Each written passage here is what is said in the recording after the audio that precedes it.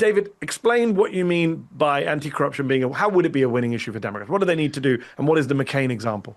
John McCain was involved in a big corruption scandal in the late 80s, early 90s called the Keating Five scandal. A classic, the donor came to a bunch of senators, asked them to put pressure on a financial regulator. They got caught. It was the Keating Five scandal. And McCain basically decided the way he was going to survive this. A couple of the senators, it was the end of their careers.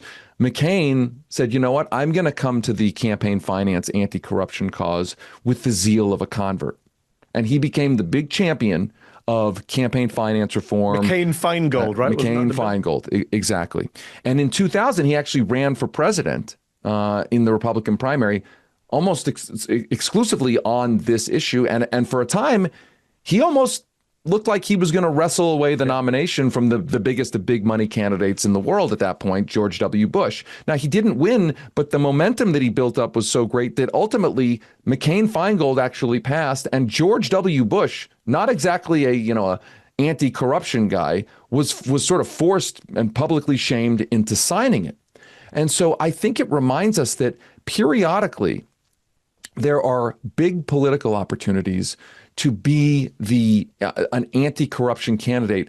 And to be clear, I think the lesson from McCain is McCain gleaned a lot of authenticity by being willing to criticize the whole system, including his own party.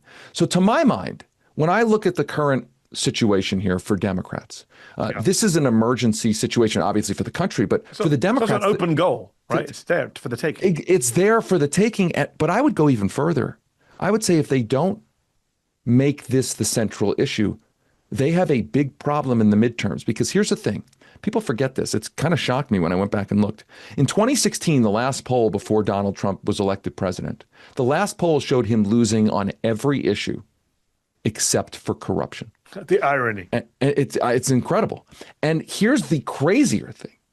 Right now, according to Reuters' most recent poll, the Democrats are losing to the Republicans on the issue of who do you trust to combat corruption by almost exactly the same margin that they were losing to Trump in 2016. Now, you could say, well, how badly do the Democrats have to screw this up to be in that situation? You know, I do think there's a little bit of like, what do people define as corruption, right? I mean, there's some of that. I think people, you know what the Supreme Court said about pornography, you know it when you see it. I think people know, and that's why Graham Plattner in Maine, who's running for the Senate, is getting a lot of popularity. When anti-system politicians, you know who they are.